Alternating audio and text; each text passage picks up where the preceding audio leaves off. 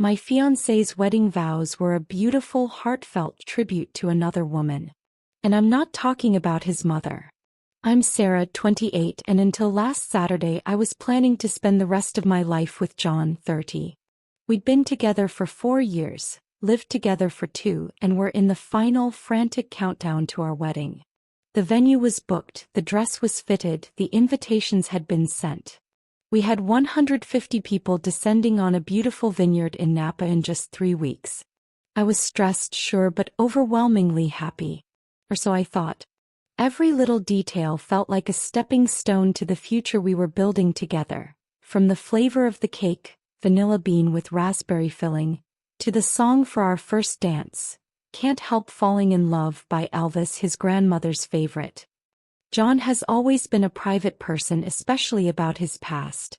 He had a serious, long-term relationship before me with a woman named Emily.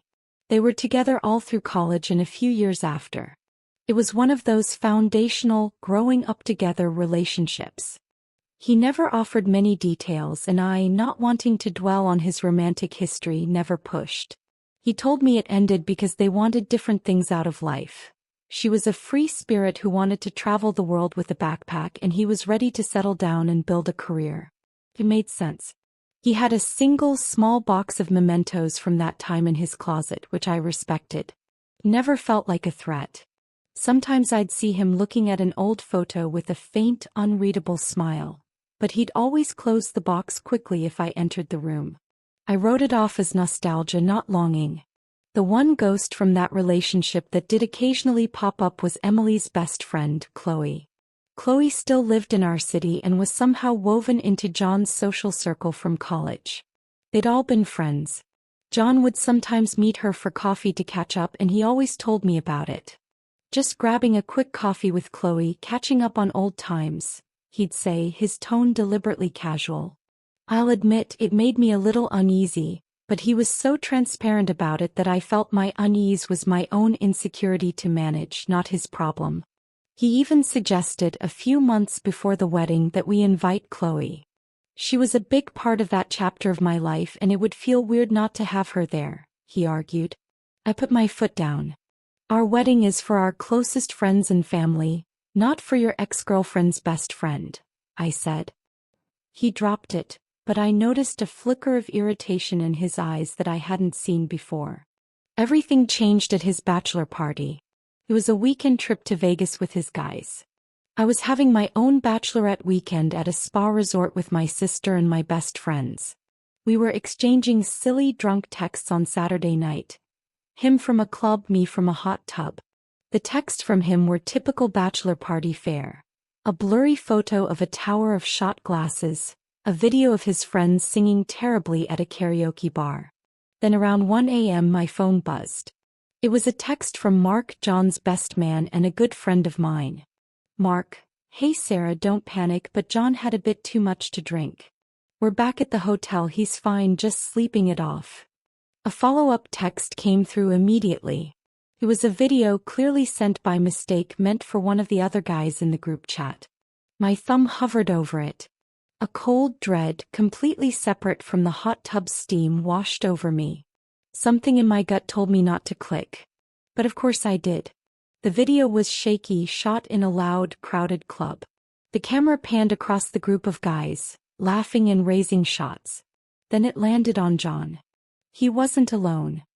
He was leaned in close, talking intensely with a woman. A woman with bright pink hair. It was Chloe. What was she doing in Vegas? She wasn't part of the bachelor party. A sickening thought occurred to me. Had he invited her? Had she just happened to be in Vegas the same weekend? The person filming, I assume one of the groomsmen, zoomed in. John wasn't just talking. He had his hand on her cheek, his thumb stroking her skin, his forehead resting against hers. It was an intimately familiar gesture, one of comfort and deep connection, the kind you share with a lover, not a casual friend. Then the audio picked up a snippet of their conversation over the thumping music. John's voice, slurry but clear. Always been you, Chloe. You know that. This whole thing with Sarah. It's just what you're supposed to do, right? The white picket fence, the wedding. It feels like playing a part. The video ended. I felt the world drop out from under me. The steamy, relaxing air of the hot tub suddenly felt suffocating. My hands were shaking so badly I almost dropped my phone. "It's just what you're supposed to do." The words echoed in my head, hollow and devastating. Our engagement. Our home. Our future. It was all just what he was supposed to do. A performance. I didn't sleep. I spent the night vomiting, a physical reaction to the emotional poison of that video. My friends were worried sick. I couldn't form the words to explain. I just showed my sister Mia the video. Her face went from concern to pure, unadulterated rage. "That she whispered, pulling me into a hug. "We're going to get through this. We're going to ruin him." I didn't confront John. Not yet. I needed to be smart. I needed proof. When he returned on Sunday, he was all smiles, hungover and happy, with a silly Vegas bride t-shirt for me. He acted completely normal. He even made a joke about losing his wallet and how Mark had to bail him out. The cognitive dissonance was staggering. How could the man in that video be the same man now making me coffee and asking about my weekend? I played along, my heart a block of ice in my chest, my smile a rigid mask. Over the next 2 weeks, I became a woman possessed. I went through his old laptop he kept in a drawer. I dug into that memento box when he was at work. I combed through years of social media posts, his and Chloe's, cross-referencing dates and locations. And I found it. Not evidence of an ongoing physical affair, but something in some ways worse. I found a secret Instagram account he followed, and that followed him back. Its username was a combination of their college nicknames, Jono and Defo. It was private, but I managed to guess the password. It was the name of Emily's old dog, the one he'd told me about. The account was a digital shrine. Not to Emily, but to Chloe. For years, since before he even met me, he had been posting on this account. It was a stream of consciousness, a secret diary dedicated to her. Photos of her he'd taken from her public profile, song lyrics that reminded him of her, long, angsty paragraphs about his feelings. There were posts from our anniversary trips. He'd post a picture of a sunset we were watching together, but the caption would be about how he wished she was there to see it. The most recent post, from just a month ago, was a picture of the two of them from some college party, young and wrapped around each other. The caption read, "Pi North Star. Even if I can never be with you, knowing you're in the world is enough. This wedding feels like a lie." I felt sick. This wasn't a drunken confession. This was a years-long, deeply emotional entanglement. He was in love with his ex-girlfriend's best friend. Our entire relationship had been lived in the shadow of this other woman. Every "I love you," every tender moment, was now tainted, filtered through the lens of this secret devotion. The wedding was now 1 week away. My family had flown in from across the country. His family had arrived. The rehearsal dinner was planned. I was trapped in a gilded cage of my own making. Part of me wanted to scream and call it all off. But a darker, more furious part of me wanted to see it through. I needed to hear him say it. I needed him to stand in front of everyone we knew and reveal himself for the coward he was. I wanted the world to see what I saw. So I didn't say a word. I went through the motions. I smiled at the rehearsal dinner, toasting with a glass of champagne that tasted like ash. I let my mother fuss over my hair. I put on the $5,000 wedding dress, feeling the silk and lace like a costume for a play I never wanted to be in. The day of the wedding was surreal. I felt like I was watching a movie of someone else's life. The vineyard was stunning under the California sun. Everyone was so happy, their faces beaming with joy they thought we shared. John looked handsome and nervous at the altar. When I walked down the aisle, he had tears in his eyes. I couldn't tell if they were real or for show, the tears of a grateful groom or a guilty man. Then came the vows. We had written our own. I had spent weeks crafting mine, pages about building a life together, about trust and partnership, about choosing each other every single day.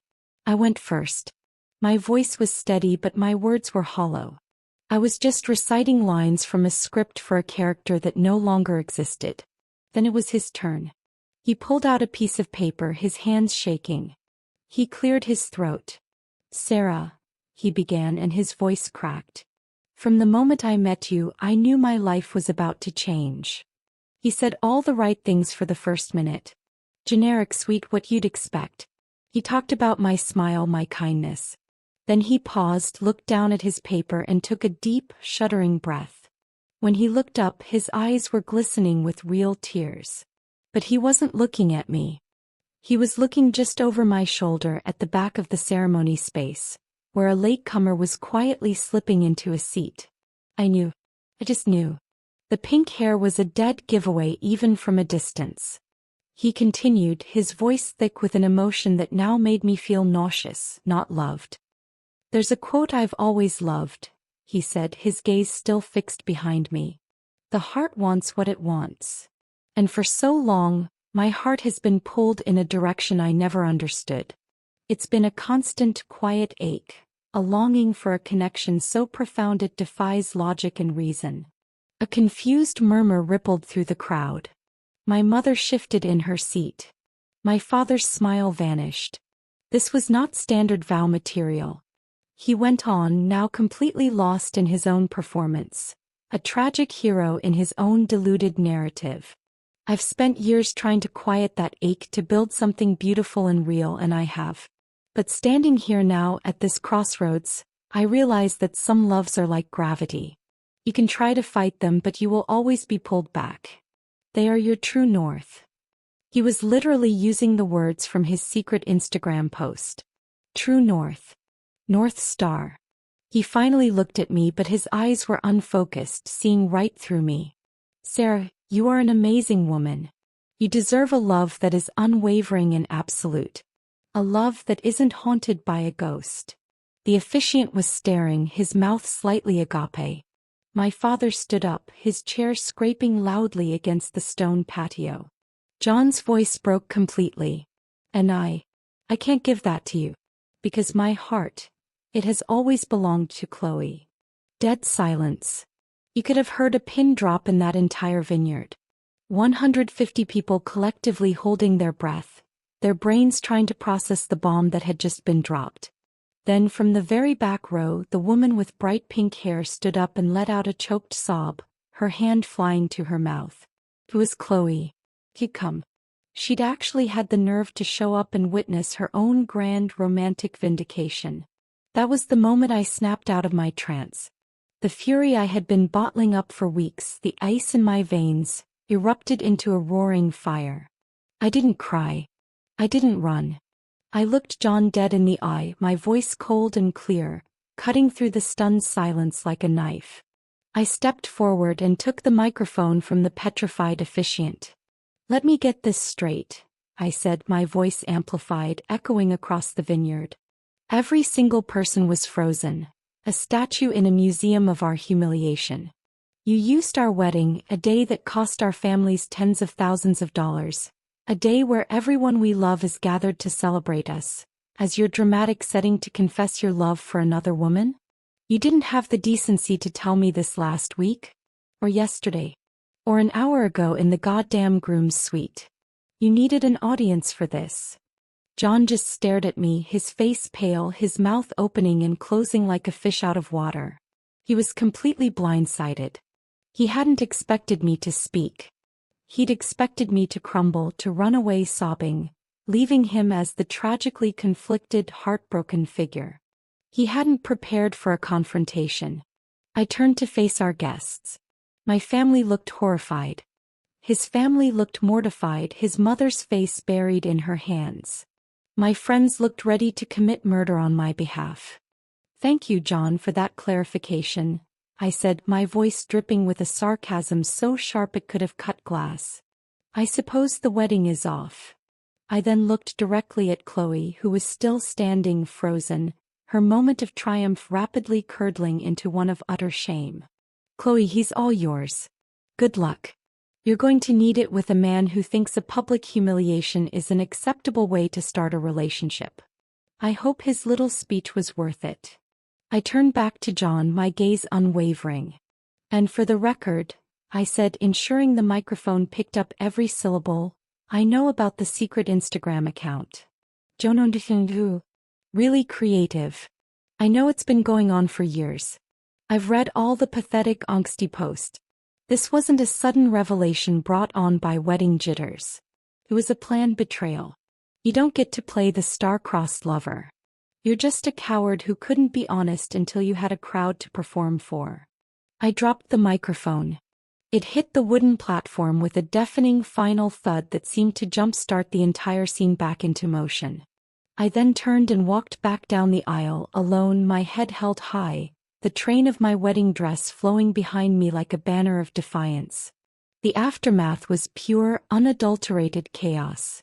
As I marched towards the getaway car that was supposed to take us to our honeymoon suite, I could hear the eruption behind me. Shouting, crying, the sound of a scuffle and a fist connecting with a jaw. My brother and John's dad, I later learned, had to be pulled apart by 3 other guests. My sister Mia, my absolute rock, was already in the driver's seat of my car, engine running.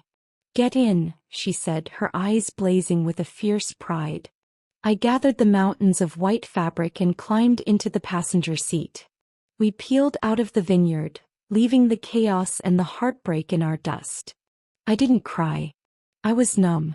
The adrenaline was crashing and I was just empty, a vessel drained of all emotion. We drove in silence for 20 minutes before Mia finally spoke. "What do you need?" "Tila? A one-way ticket to Bora Bora. A new life," I whispered, and that's when the first tear finally fell. It was followed by a flood of them, great heaving sobs that shook my entire body. Mia pulled over and just held me while I cried for the future I thought I had, for the man I thought I knew, for the utter waste of it all. The fallout was, as you can imagine, instantaneous and nuclear. My phone, which I'd left in the car, started blowing up before we even got back to my apartment. I turned it off. Mia handled everything. She called our parents, told them the bare bones of what had happened from my perspective, and told them to give me space. She then called the vineyard coordinator and the caterers, telling them in no uncertain terms that the event was over and to stop service immediately. The next day I had to deal with the practicalities. It was a grim, painful process. Canceling the honeymoon to Bali, non-refundable, thanks John. Contacting vendors, explaining that the wedding was off, and dealing with the cancellation fees. Dealing with the mountain of gifts that had already been delivered to my parents' house. Each beautifully wrapped box felt like a tiny mocking jab. And then, of course, there was the social media storm. Guests had filmed it. Of course they had. In this day and age, a scandal that juicy was too tempting not to capture. John's vows were all over TikTok and Instagram within hours. The hashtag #NorthStarVows started trending locally. I was being inundated with messages from people I hadn't spoken to since high school, from distant relatives, from colleagues, all wanting the gossip. I knew I had to control the narrative. I wasn't going to hide in shame. I had done nothing wrong. I was the victim of a breathtakingly cruel and selfish act. So I drafted a message. It was simple, dignified, and to the point. To all our beloved friends and family who gathered to celebrate our wedding yesterday, I am so sorry for the shocking and painful events that transpired. The wedding has been cancelled. While I am heartbroken, I am grateful to have learned the truth about where John's heart truly lies before making a lifelong commitment. Thank you for your overwhelming love and support during this incredibly difficult time. Please understand that I need some privacy to heal and would appreciate your respect in this matter. Sarah. I sent it as a mass email to everyone on the guest list and posted it on my social media. The response was overwhelming. An ocean of support flooded in. People were universally disgusted by John's actions. My inbox filled with messages of solidarity, offers to drink wine, and condolences. It was heartening even through the pain. John, of course, tried to contact me. He left a series of voicemails that alternated between sobbing, incoherent apologies and angry, defensive rants about how I humiliated him by mentioning the Instagram account and making a scene. He claimed he was confused, and that the pressure of the wedding made him snap. He said what he felt for Chloe was real and powerful, but that he still loved me and wanted to work things out. It was pathetic and only solidified my decision. He wasn't sorry for what he did. He was sorry he got caught and that his grand gesture had backfired so spectacularly. I didn't respond. I blocked his number. He then started emailing and those went straight to my spam folder. His parents came to see me at my apartment 2 days later. They were devastated and deeply apologetic. They told me John had always been a dreamer, even as a child, always romanticizing things to an unhealthy degree, always living in a fantasy world rather than dealing with reality. They confirmed that Chloe had been the one that got away in his mind for years, a fantasy he'd never let go of, but they never, ever thought he'd be stupid and cruel enough to do something like this. They were mortified by his behavior. They offered to help pay for any non-refundable wedding expenses, an offer I gracefully accepted. It wasn't their fault, but their son had cost my family a significant amount of money, and it was the right thing to do. A week later I got a package in the mail. It was from Chloe. No return address, but I recognized the loopy feminine handwriting.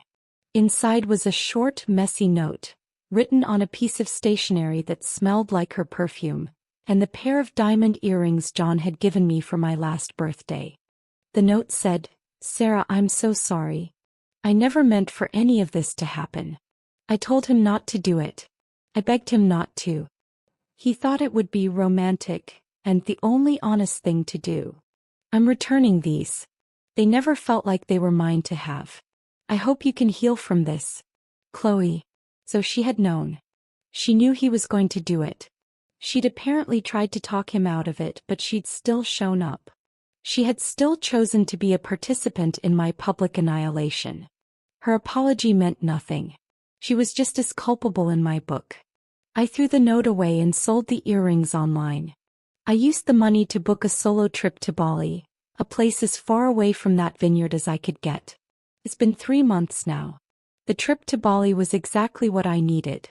I spent 2 weeks hiking through jungles, swimming in the ocean, reading books on the beach, and not talking to anyone about weddings or heartbreak. I came back tan, relaxed, 5 pounds lighter, and finally ready to truly move on. John and Chloe did try to make a go of it, from what I've heard through the grapevine. The fantasy, it turns out, wasn't as perfect as the reality. A relationship built on a dramatic public gesture couldn't handle the quiet, mundane pressures of everyday life. Who does the dishes? Who pays the bills? The magic quickly faded when they were no longer united against a common enemy, me. They broke up last month in a similarly dramatic fashion, with Chloe apparently throwing his phone out the window of her apartment. According to neighbors, they fought constantly. It turned out his romantic soulmate had quite a temper and wasn't ready to put up with John being jobless and broke. Ironic? Perhaps. But I found I hardly thought about it anymore. My life had quietly, steadily moved on. The sharp, gut-wrenching pain had faded into a dull ache, and then into nothing more than a memory, a cautionary tale I carried with me but that no longer ruled me. The physical therapy for my arm was grueling but effective. I regained full mobility, though a faint, silvery scar remained on my elbow, a permanent souvenir from the accident and everything that followed. I didn't mind it. It was a part of my history now. I threw myself into my work not as a distraction, but because I rediscovered a passion for it that I had let slide while planning a wedding that was never meant to be. I got a promotion, a raise, and the satisfaction of building something that was entirely, unquestionably mine. I started dating again, tentatively at first. My therapist called it exposure therapy. I went on awkward coffee dates and slightly less awkward dinner dates.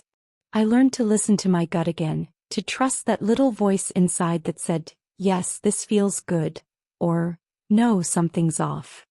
It was empowering. Then about 6 months after the infamous wedding that wasn't, I met Leo. He was a friend of a friend, a landscape architect with calloused hands and a calm, steady presence. He knew nothing about my past. Our first date was a hike, not a fancy dinner. We talked about everything and nothing. our favorite books, the terrible traffic in the city, why he thought native plants were superior to imported ornamentals. It was easy. It was normal. It was wonderful.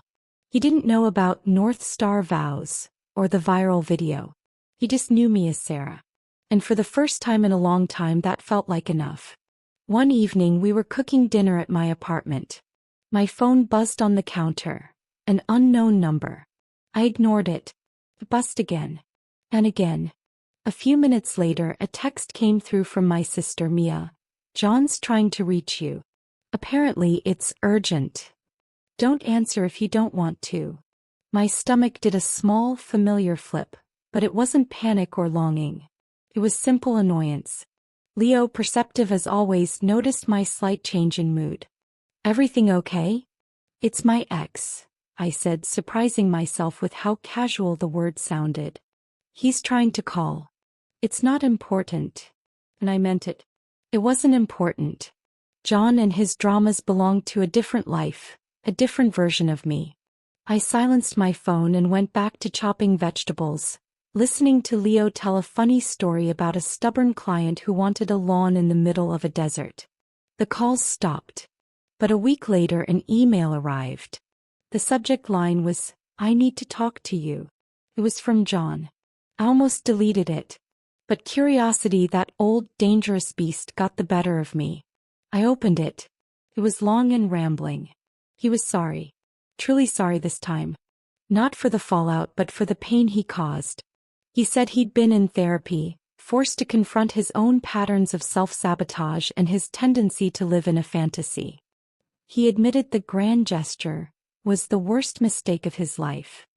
He said things with Chloe had been a disaster, a toxic cycle of passion and resentment that finally ended for good when she threw a vase at his head. He was back living with his parents, though the dynamic was strained and forever changed. He was working an entry-level job at a friend's startup, a humbling but necessary step. He said losing me and losing the respect of everyone he cared about was the wake-up call he desperately needed. Then came the ask. He wasn't asking for me back. He was asking for forgiveness. Not for his sake, he wrote, but for mine. He said he couldn't move on with the weight of what he'd done to me, and he hoped that my forgiveness might finally allow him to start truly healing. I read the email twice. Then I closed my laptop. I felt nothing. No anger, no satisfaction, no pity. Just a distant acknowledgement, like reading a news story about a stranger. I didn't reply that day. Or the next. I sat with it. I talked about it with my therapist. I even mentioned it to Leo, who simply listened and then asked, "What do you want to do?" What I wanted was to be free. Truly, completely free. And I realized that holding on to the anger or even the narrative of what he'd done was still a form of tying myself to him. Forgiveness wasn't about absolving him. It was about releasing myself. A few days later I wrote a short reply. "John, I received your email. I appreciate your apology. What you did was incredibly hurtful and selfish, and it caused a great deal of pain. But I have chosen not to let that pain define my life anymore. I have moved on. I am happy. I forgive you, not for you but for me, so that I can close this chapter completely and never think about it again. I wish you well on your journey, but please do not contact me again. This is the last communication you will receive from me. Sarah." I hit send, and I felt a final quiet click inside, like a lock turning shut on a door I never needed to open again. That weekend Leo and I went to the botanical gardens. It was a perfect sunny day. We were walking through the rose garden and he stopped to point out a particular species, explaining its history and resilience. I wasn't just listening to his words. I was watching his passion, his kindness, the way his hand felt solid and sure in mine. I thought about John's email, about his desperate search for forgiveness to begin his healing. And I realized with a sudden crystal-clear certainty that my healing hadn't begun with his apology. It had begun the moment I walked down that aisle alone. It had continued with every step I took for myself, every decision I made that was just for me. I had built a new life, brick by brick, and it was stronger and more beautiful than the fantasy I had almost settled for. Leo turned to me smiling. What are you thinking about? I looked around at the vibrant flowers, at the clear blue sky, and then back at his warm, patient eyes. Nothing important, I said, and I meant it. Absolutely nothing important at all. And for the first time since the wedding, it was the complete and utter truth. The past was finally, blessedly, just that. The past. And my future, whatever it held, was entirely and wonderfully my own.